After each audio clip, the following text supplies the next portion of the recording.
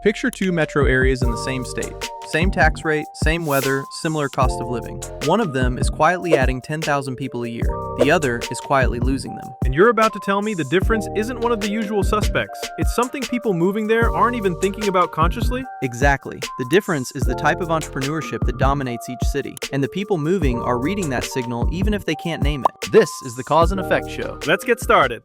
The distinction comes from William Baumol back in 1990. He argued that the supply of entrepreneurs in a society is roughly fixed. What changes is where that talent gets channeled. Channeled between what and what? Two types of entrepreneurship. Productive entrepreneurship, think venture-backed startups, firm growth, patents, innovation that creates positive spillovers. And unproductive entrepreneurship, think rent-seeking, lobbying, navigating broken legal systems, making money by extracting value from political connections rather than creating new value. So the classic example of unproductive entrepreneurship would be someone who hires a team of lawyers to block a competitor rather than building a better product. Right, or someone who builds a business around a regulatory loophole rather than around solving a real problem. Baumol's insight was that both are entrepreneurship in the sense of taking risk and deploying talent, but only one grows the pie. Okay, so the theoretical distinction is old. What's new? What's new is we built an index that measures both types at the metro area level, across 381 MSAs, from 2002 through 2019. Productive entrepreneurship gets measured through venture capital activity, firm growth, and patents. Unproductive entrepreneurship gets measured through lobbying activity and poor legal system quality. And then you compared that to who moved where. Exactly. We used IRS and American Community Survey migration data to look at net migration between every pair of MSAs, 72,010 pairs, every year. And then we asked, does the difference in productive and unproductive entrepreneurship between two cities predict the direction people flow between them? Put that in plain English. You're comparing City A to City B, controlling for everything else, and asking whether more productive entrepreneurship in A means more people move from B to A. That's it. And the answer is yes, strongly. A region that scores higher on productive entrepreneurship attracts net migration. A region that scores higher on unproductive entrepreneurship pushes people out. But here's where it gets strange. Couldn't that just be because more productive places have more jobs? That's the obvious alternative explanation. That's the critique we have to take seriously. So we did two things. First, we controlled for the usual stuff: median home prices, per capita income, tax rates, weather, job creation rate, economic freedom at the state level. The entrepreneurship effect survives all of it. And second? Second, we used an instrumental variables approach. We instrumented productive and unproductive entrepreneurship with a regulatory shock from the Dodd-Frank Act in 2010. Dodd-Frank hit large banks much harder than community banks, and the size distribution of banks in an area affects local entrepreneurship but isn't plausibly caused by migration itself. So you're using a policy change that hit different cities differently, but for reasons unrelated to whether people wanted to move there, as a way to isolate the effect. Right. That gives us a cleaner causal read, and the result holds. A one standard deviation increase in productive entrepreneurship, measured relative to another MSA, raises net in-migration from that MSA by about a coefficient of 0.75 for non-self-employed workers. What does that mean in practical terms? It means the effect is big. For context, it's larger than the effect of economic freedom, which was the dominant variable in earlier migration studies. Our analysis suggests earlier studies were partly picking up the entrepreneurship story and partly missing it. You mentioned self-employed versus non-self-employed. Those split differently? Sharply. Non-self-employed workers have a pull coefficient of 0.75 toward productive entrepreneurship. Self-employed workers, the coefficient is 0.12, much smaller. Which makes sense when you think about it. If you're self-employed, you have an established customer base, business licenses tied to your current state, maybe a local brand. Moving costs you more than it costs a wage worker. That's our reading. The cities with the highest productive entrepreneurship still attract self-employed workers, just less aggressively than they attract non-self-employed workers. Give me a concrete example so the viewer can see it. Within California, San Jose ranks as one of the highest scoring MSAs in the country on productive entrepreneurship.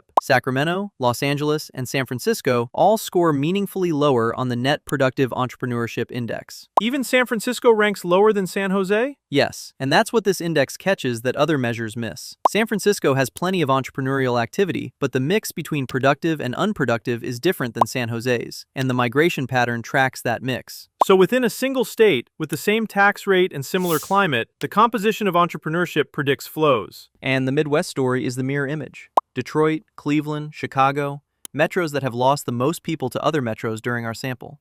And they score relatively high on unproductive entrepreneurship indicators and lower on productive ones. One thing I want to push on is the unproductive entrepreneurship measure really independent of the productive one? Couldn't a place just be high on both? Good challenge, and yes, they can coexist. The index captures that. We can measure net productive entrepreneurship, but we test them separately. Both show up individually. A place can be adding venture capital activity and adding lobbying activity at the same time. The two effects may offset. What does this imply for policy? Because the obvious takeaway is encourage productive entrepreneurship, but that's the kind of vague advice that doesn't tell anyone what to actually do. Right, and we try not to overclaim. What we can say with confidence is, policies that lower barriers to new business formation and protect patents and venture capital investment, those are the levers that appear in the productive side of our index. Policies that expand lobbying and regulatory complexity show up on the unproductive side. So the policy implication isn't cut taxes to attract people, it's more like the composition of how easy it is to succeed at different kinds of activity is what's moving the needle. And that matters because whether are things cities can't easily change. Tax rates are largely determined at the state level. The composition of entrepreneurship is something they have more leverage over, through the regulatory environment and the legal system. Stepping back, what's the takeaway for somebody watching who isn't a policy person? If you're trying to understand why some American cities are growing and others are shrinking, the story is more specific than most public debate lets on. It's not just jobs, not just cost of living, not just politics. The mix between building new things and extracting from existing things. That mix is visible in the migration data, and it's one of the largest things we can measure. Which means, when you're thinking about where to build a life or a business, the question isn't just how many jobs are there, it's what kind of activity is this economy rewarding? That's the reframe this paper is pointing toward, and it's a different kind of question than most migration research has been asking. The broader pattern we keep finding on the show is that the variables driving the biggest outcomes, in policy, in migration, in labor markets, are often the ones the standard stories ignore. Taxes matter, weather matters, but the composition of the economy matters in a way most public debate hasn't caught up to. That's the thing we try to do here. Figure out what the evidence actually says before the narrative closes around it. If that's the kind of thinking you want more of, subscribe. New paper, same format, every week.